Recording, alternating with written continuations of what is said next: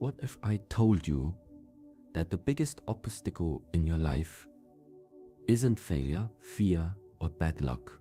It's the way you react to them. And worse, you've been doing it wrong this whole time. Most people spend their lives waiting for motivation, waiting for the right time, waiting for things to go perfectly. But what if the secret isn't waiting at all? What if the key to success, peace and strength isn't about what happens to you, but how you act before it even happens? Today we're diving into an ancient principle that warriors, monks and legends have used for centuries. It's not about luck, it's not about hoping, it's about acting as if everything always works out for you, even when it doesn't. The illusion of control and why it tricks you. You think you're in control, think again.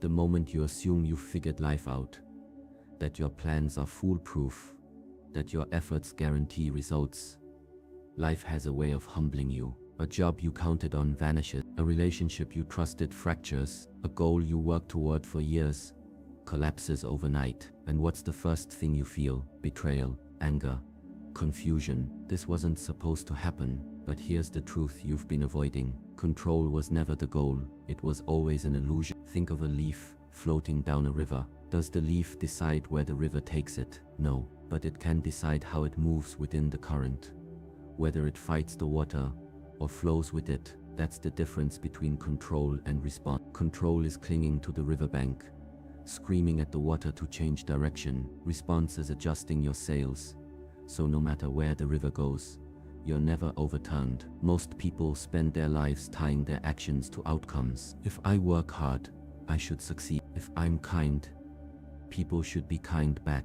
But life doesn't operate on should, it operates on is. The universe doesn't owe you fairness, it doesn't owe you rewards for good behavior, it simply. And the sooner you stop expecting it to bend to your will, the sooner you'll see the real power you've had all along.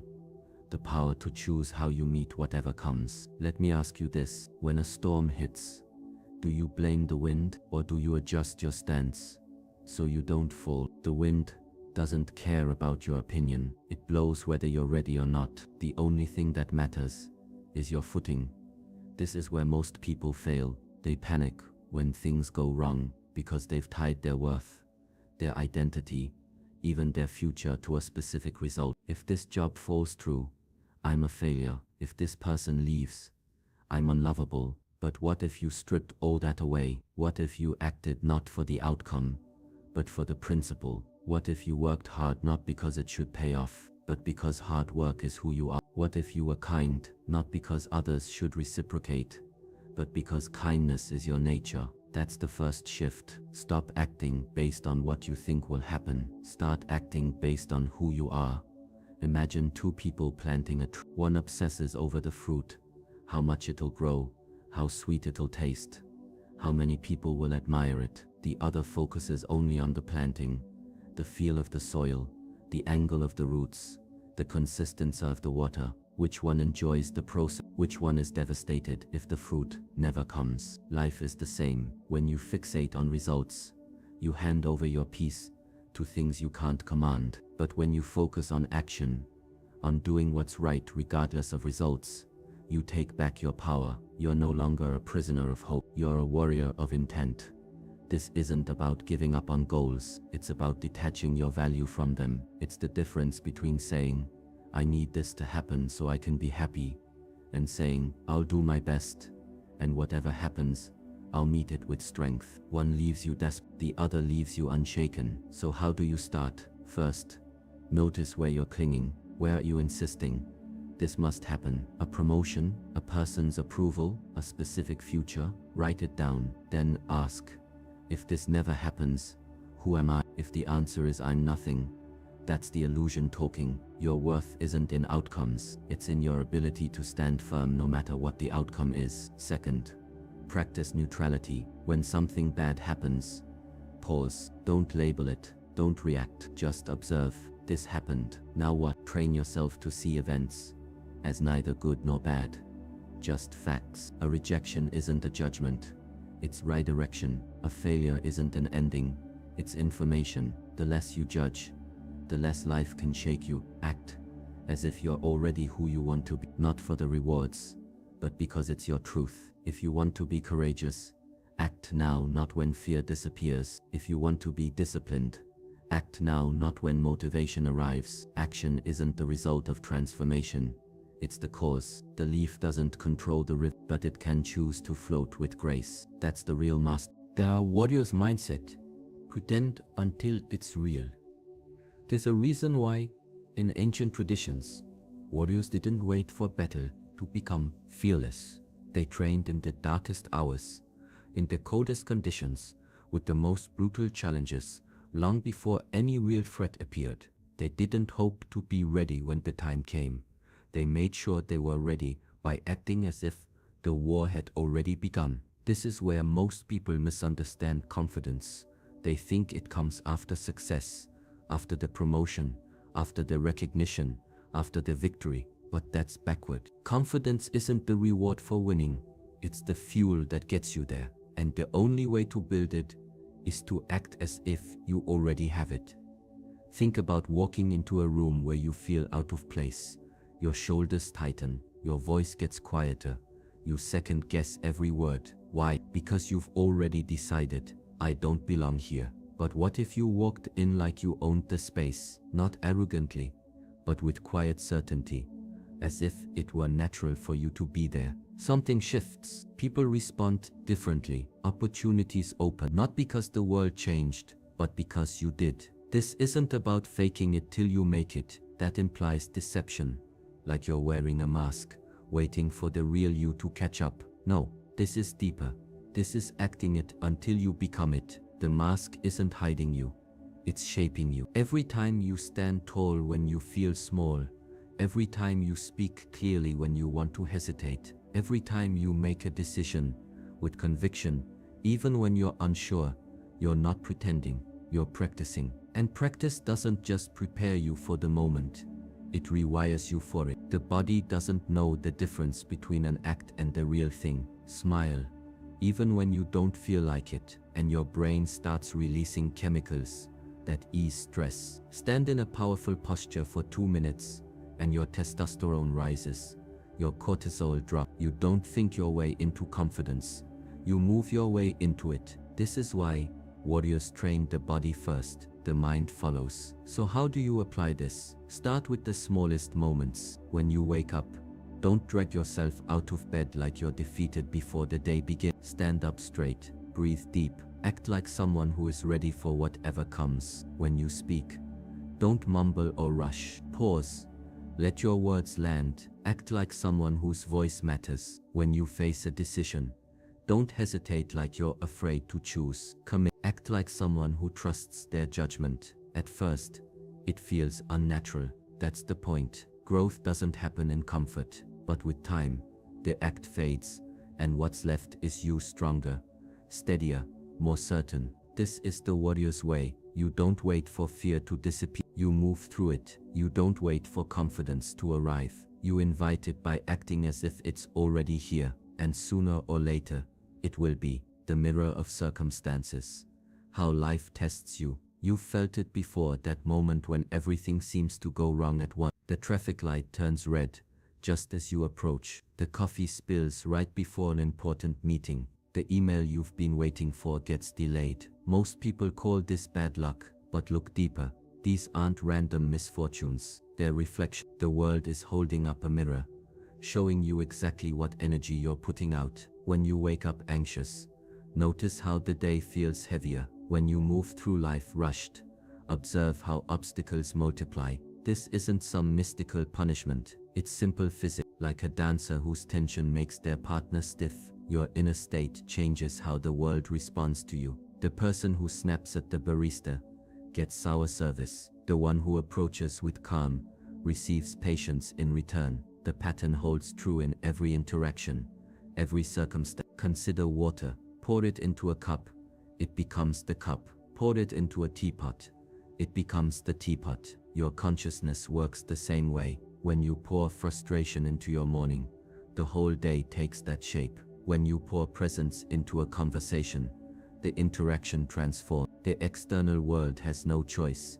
but to match the quality of attention you give it. This is why two people can experience identical events and walk away with completely different stories, one of hardship, another of growth. The test comes when life doesn't go your way. That's when the mirror is clearest. Do you see setbacks as personal attacks or neutral events? Does a rainy day ruin your mood, or simply mean you'll need an umbrella? Your answer reveals everything about where you stand. Warriors understand this. They don't curse the storm for being wet. They adjust their stance and keep moving. The rain doesn't change, but their relationship to it does. Here's how to work with this principle. First, become aware of your emotional weather. Just as a sailor checks the wind before setting sail, check your inner state before engaging with the world. Are you carrying tension from yesterday's argument into today's meeting? That energy will color everything. Second, when recurring problems arise, ask what pattern they might be reflecting. Constant lateness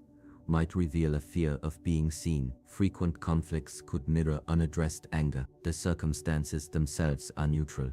It's your charge that gives them meaning. Most importantly, remember that the mirror works both ways. Just as negativity amplifies problems, steadiness creates space for solutions. When you respond to delays with patience, time seems to expand. When you meet challenges with curiosity, they become puzzles rather than threats. This isn't positive thinking, it's strategic awareness. The world will always reflect back what you project. The question is, what do you want to see? Start small. Tomorrow morning, set your energy before leaving home. Stand tall, breathe deep, decide how you want to feel, then move through the day as if that's already true. Notice what changes. The rude cashier might suddenly apologize. The missed bus might lead to an unexpected conversation, or nothing external may shift at all, but you'll navigate it differently. That's the real transformation. Not that life stops testing you, but that the tests stop ruling you. The mirror never lies. It simply shows you what you're ready to see. When you don't like the reflection, don't blame the glass. Change what stands before it. The world will follow. The 3-second rule to change any situation. Between stimulus and response, there exists a space. In that space lies your power. Most people never find it. They react without thought, like a twig snapping under pressure. But warriors live in that space. 3 seconds is all it takes. 3 seconds to choose who you'll be in any situation. Not 3 minutes, not 3 hours, 3 heartbeats. That's the difference between regret and mastery. Imagine this. Someone says something that stings. The old you would snap back or shrink away. But today you pause. 1 second, you feel the heat rise. 2 seconds, you notice the urge to react. 3 seconds, you ask, how would my strongest self handle this? And just like that, everything changes. Not because the insult disappeared, but because you remembered who you are. This rule works because it targets the gap where habits live. The brain loves shortcuts. When anger appears, it reaches for familiar patterns. Yelling, suppressing, blaming. The 3-second pause interrupts this automation. It creates just enough friction to break the chain. At first, it feels unnatural, like trying to write with your non-dominant hand, but with practice, it rewires your instincts from the ground up. Apply it to fear, the moment before avoidance. Stop. 1. Acknowledge the discomfort. 2. Feel it without feeding it. 3. Act anyway. The fear won't vanish, but its grip will loosen. Each time you do this, you teach your nervous system a new truth. Discomfort isn't danger. You can feel afraid and still move forward. This is how courage builds, not in the absence of fear, but in the repeated choice to meet it with action. Apply it to failure. The project crashes. 1. Let the disappointment land. 2. Notice the stories. I'm not good enough. 3. Ask, what would someone who trusts the process do next? Maybe they'd analyze what went wrong. Maybe they'd take a walk and reset. The key isn't the specific action, but the shift from reaction to response. Failure stops being something that happens to you and becomes something you work with. The magic lies in the question itself. How would the strongest version of me act? This isn't about pretending to be someone else. It's about accessing the you that exists beyond momentary emotions. That version is always present, like the sky behind clouds. The 3-second pause simply clears the way. Try it now with something small. Next time your phone pings with the notification, don't reach immediately. Count 1. Notice the impulse. 2. Feel the pull. 3. Decide consciously whether to check it. This trains the mental muscle for bigger challenges. The person who masters their attention with trivial things will find it obedient in crucial moments. Eventually, the pause becomes automatic. Insults become opportunities to practice patience. Obstacles become chances to demonstrate resilience. You'll start to crave difficult situations because they let you test your growth. Where others see problems, you'll see training ground. Not because you're naive, but because you've learned every moment is either a chance to reinforce old patterns or build new ones. 3 seconds is all it takes to choose. The clock is always ticking. The question is, who will you be when it counts? The stoic secret of no bad days. Rain falls on your wedding day. A flight gets cancelled when you're already late. Someone forgets your birthday. The natural reaction is to call these bad. But what if you're wrong? What if nothing is inherently bad? Only your judgment makes it so. This is the fundamental shift that changes everything. Not positive thinking, but clear seeing. Consider the farmer whose crops need rain. To him, a storm is answered prayer. The same storm ruins a tourist's beach day. The event is identical, only the stories differ. This is how most people create their own suffering. They take neutral circumstances and lay a meaning onto them until the weight becomes unbearable. This traffic is ruining my day. No, it's moving metal. You're the one ruining your day with that story. Ancient teachings reveal a powerful truth. Pain is inevitable.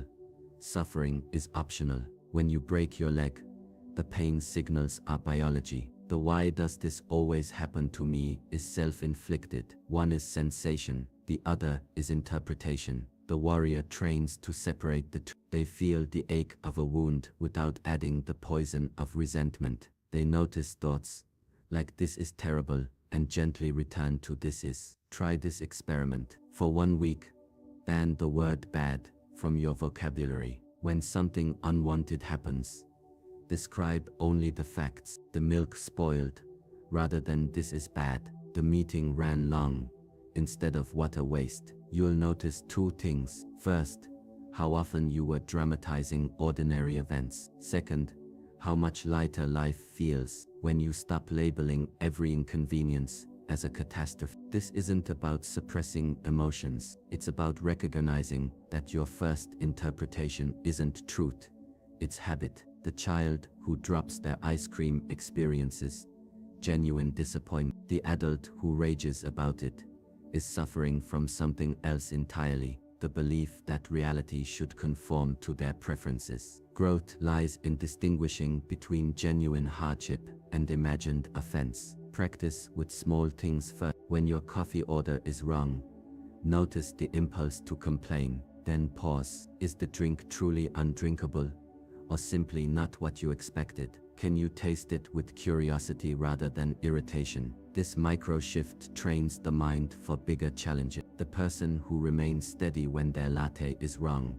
will find reserves of calm when real crisis hits. Eventually, you'll catch yourself before the labeling begins. The flat tire becomes an exercise in problem solving rather than a bad day. The missed opportunity becomes redirection rather than failure. You'll start to see how often bad was just shorthand for unexpected or uncomfortable, and you'll realize nothing was ever against you. You were just reading the map upside down. The deepest peace comes when you stop dividing life into good and bad and simply meet each moment as it is. Not because everything is perfect, but because resistance is exhausting. The tree doesn't curse the wind for bending its branches, it adjusts and grows stronger. So, can you? Why most people fail? The waiting trap. I'll start when I feel ready. I'll be happy when I have more money. I'll speak up once I'm more confident. These are the lies that keep people stuck. The fundamental misunderstanding that conditions must be perfect before life can begin. But here's the truth, no one tells you. Readiness doesn't precede action, it follows it. Watch how nature works. The baby bird doesn't wait until it's certain it can fly. It leaps and discovers wings on the way down. The seed doesn't demand perfect soil before sprouting. It pushes upward through cracks in concrete. Somewhere along the way, humans forgot this wisdom. We started believing we needed permission to begin. We confuse preparation with procrastination. Consider two people learning to swim. One reads every book, watches tutorials, but won't enter the water until they're ready. The other jumps in, swallows some water, but is paddling within the hour. Who actually learns? The same principle applies to every skill, every dream, every aspect of growth. You don't get good first and then start. You start, however clumsily, and get good through doing. This waiting game is especially dangerous with happiness. So many defer joy until some future condition is met. I'll relax after the project. I'll travel once I retire. But life has a way of expanding to fill whatever space we give it. There will always be another project, another reason to delay. The people who truly live well aren't those with perfect circumstances. They're the ones who decided happiness was too important to postpone. Confidence works the same backward way. People imagine it will arrive after success, like a reward for achievement. But look at anyone truly great in their field. They didn't wait for assurance before beginning. They acted assured until assurance came. The student afraid to speak in class imagines confidence comes from never stumbling. The truth, it comes from surviving stumbles and realizing you're still standing. The solution is simple but uncomfortable. Begin before you're ready. Not recklessly, but with the understanding that certainty is an illusion. That business idea, start small tonight. That difficult conversation, have it tomorrow. That creative project, make the first ugly version now. Action generates evidence that changes your belief. Sitting and thinking just generates more thoughts. Try this reframe. Instead of "I'll do it when I feel ready," ask, what's the smallest step I could take right now? Often you'll find the step is microscopic. Send one email, write one paragraph, make one phone call. These small actions build momentum that makes the next step easier. Before long, you're not waiting for confidence, you're living it. The warrior knows this secret. You don't prepare for battle by reading about sword. You prepare by picking one up, awkwardly at first, then with increasing skill. Life is no different. Stop waiting for the perfect moment.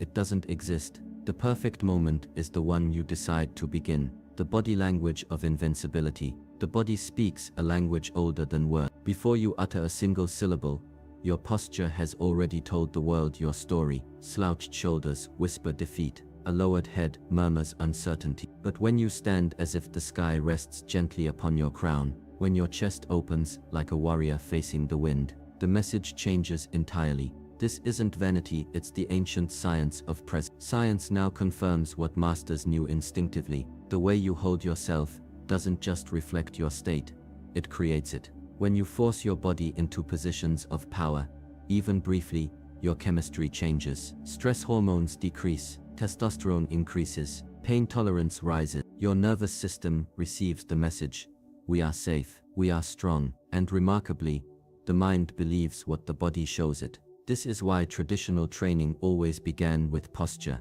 not as empty ritual, but as the foundation of mental state. You try this now as you read. Sit or stand, fully upright.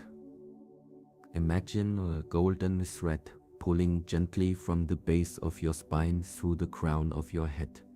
Feel your shoulders rolling back and down, your chest opening. Take 3 deep breaths into your abdomen. Notice any resistance. That's where old habits live. The body clings to familiar shapes, even when they serve us poorly. Retraining it requires daily repetition, like forming any new skill. The most fascinating transformation occurs in challenging moments. Before a difficult conversation, most people unconsciously shrink, rounding shoulders, lowering chin, making their physical presence smaller. This triggers a cascade of biological reactions that amplify anxiety. But when you consciously reverse this, standing tall, breathing deep, even forcing the slightest smile, something remarkable happens. The situation hasn't changed, but your capacity to handle it has expanded, not through positive thinking, but through physiological alchemy. This principle extends beyond formal challenges. Notice how you hold yourself waiting in line, scrolling your phone, or watching television. These mundane moments accumulate into postural habits that shape your baseline state. The person who slouches over their device for hours each day trains their nervous system into chronic defensiveness. The one who maintains awareness of their alignment cultivates natural resilience. There's profound wisdom in the old instruction to stand like a mountain, not rigid or unmoving, but rooted and unshakable. When you embody this physically, the mind follows. Your thoughts become less reactive. Your emotions settle like leaves floating to the ground. Decisions arise from center rather than from chaos. This isn't mystical thinking.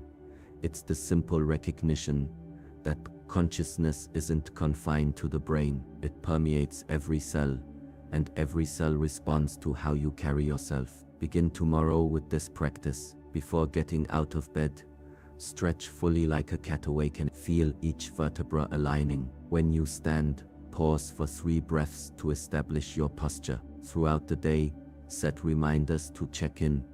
Is your head drifting forward? Are your shoulders creeping toward your ears? Each correction is a whisper to your nervous system. We are safe. We are capable. Over time, this becomes your natural state, not because circumstances changed, but because you remembered how to occupy your body as the warrior you are. The unfair advantage of delusional confidence. Reality is more malleable than we're taught to believe, not in the sense of denying facts, but in choosing which facts to emphasize. 2 people face identical setbacks. One fixates on every possible thing that could go wrong. The other focuses exclusively on solutions. The outcomes diverge not because of differing circumstances, but because of radically different approaches to the same circumstances. This is the power of strategic focus, what some dismiss as delusion, but what actually represents the highest form of practicality. Consider children learning to walk. They tumble hundreds of times,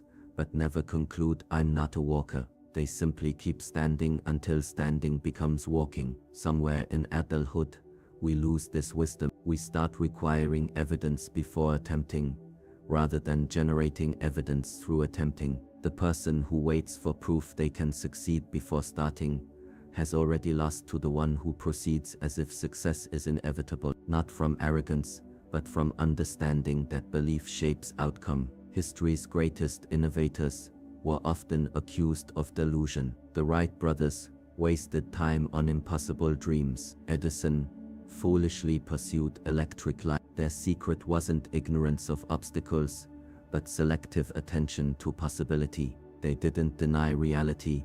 They simply chose which aspects of reality to engage with most deeply. This isn't positive thinking, it's strategic thinking. When you focus primarily on solutions, your brain stops registering problems as stop signs and starts seeing them as signposts. The modern world misunderstands confidence. It assumes confidence comes from having all the answers. True confidence comes from trusting your capacity to handle, not knowing. Watch any master at work. They're not certain of every step. They're certain of their ability to figure each step out as it comes. This is the delusion that changes everything.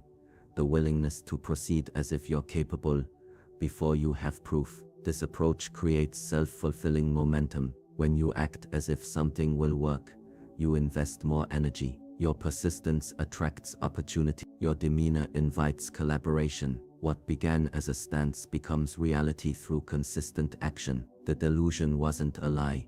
It was a seed, and like any seed, Its truth only reveals itself through growth. Practice this with small things first.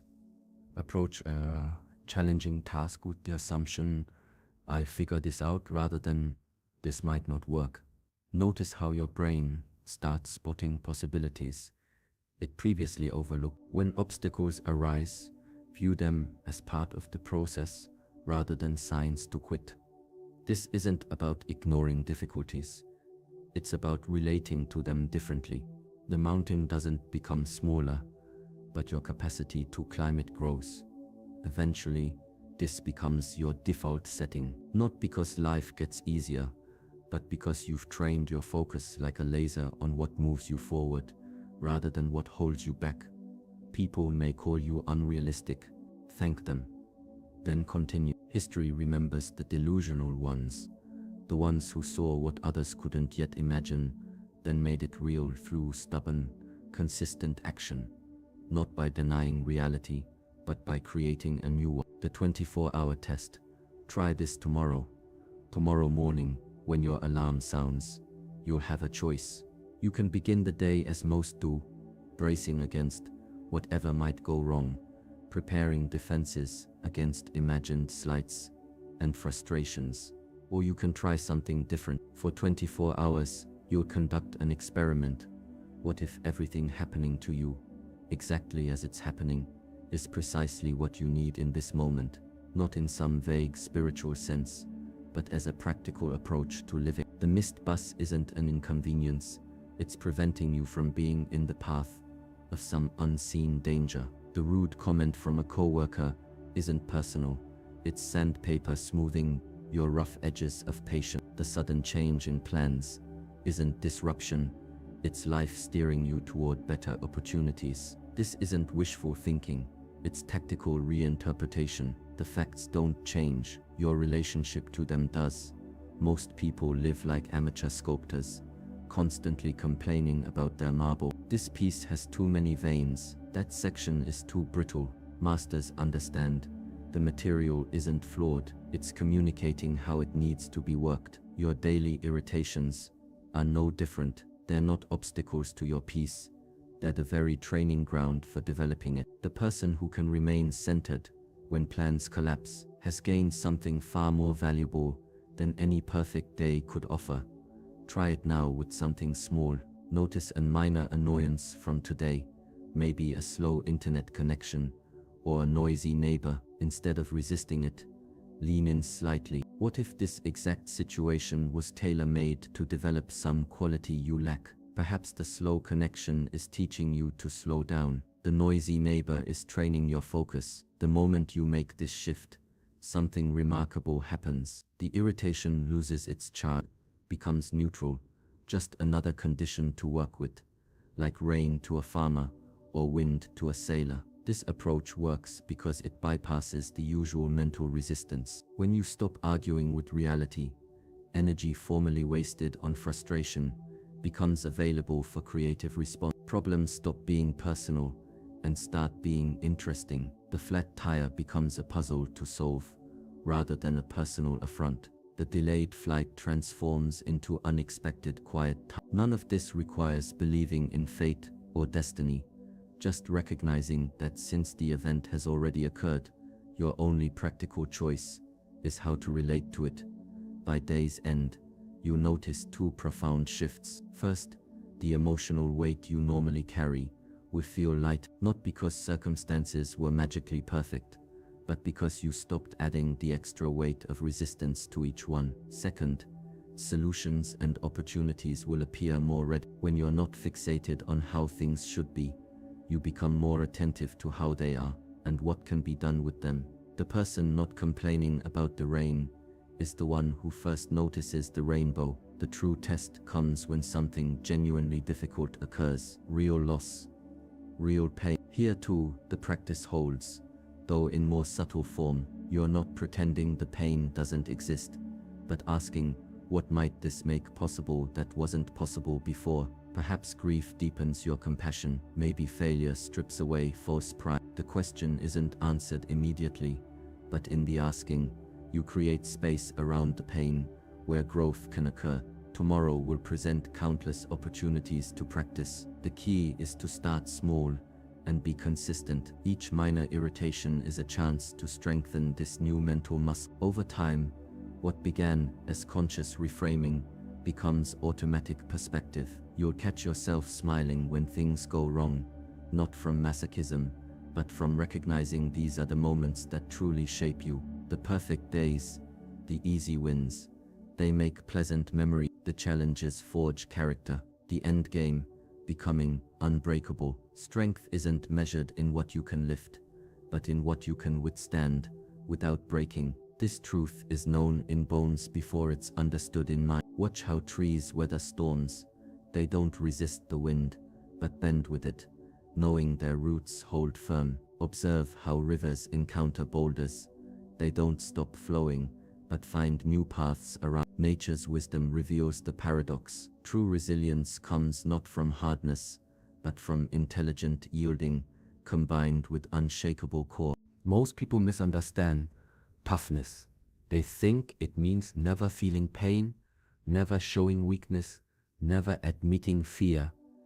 This is brittle strength, the kind that shatters under sufficient pressure. Real resilience operates differently. It allows all experiences to pass through while maintaining fundamental integrity. The warrior feels fear, but acts anyway. The master acknowledges pain, but isn't defined by it. The sage recognizes weakness, but doesn't identify with it. This is how bamboo survives hurricanes. By bending so completely, it appears defeated, only to spring back when the storm passes. Your breaking point isn't fixed.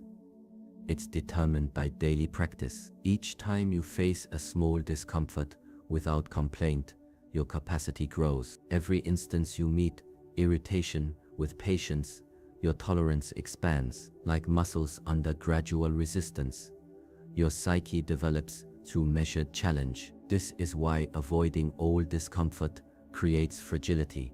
The untested mind, like the unused body, grows weak from lack of exercise. The goal isn't to seek suffering, but to stop fleeing from the inevitable friction of living. The transformation occurs when you realize no external event can break you unless you cooperate with the breaking. Pain is inevitable in life, but surrender is optional. The same fire that melts butter hardens steel. The difference lies in the material, not the flame. When you begin to see challenges as tempering rather than threatening, everything changes. Difficult people become patience trainers. Obstacles turn into creativity coaches. Losses transform into wisdom guides. The circumstances don't change, your relationship to them does. This isn't about positive thinking, it's about fundamental reorientation. The unbreakable person isn't someone who never falls, but one who knows falling isn't failure.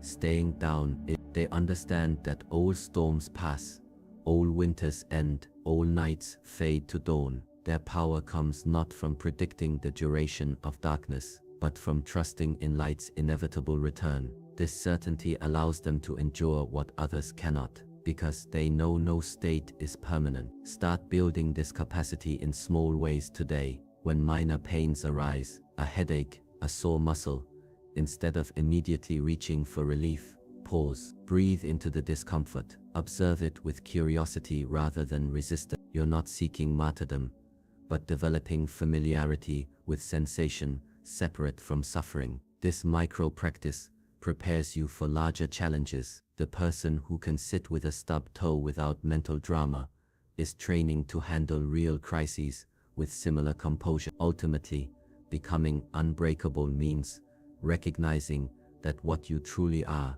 cannot be damaged. Your body will age, your circumstances will shift, your relationships will change, but the awareness that observes all this, that essential presence, remains untouched. The more you identify with this awareness rather than with passing experiences, the more resilient you become, not because you're armored against life, but because you've realized you're not what life happens to, you're what's observing it all. This is the warrior's final understanding. There's nothing to break, because the true self cannot be broken. Everything else is just weather passing through. Stand firm in that knowing, and no storm can move you, not because the storm lacks power, but because you've become the calm at its center. So here's the choice. Keep reacting to life like it's happening to you, or start acting like it's happening for you. You don't need more luck. You don't need perfect timing. You just need to act like you're already who you want to become.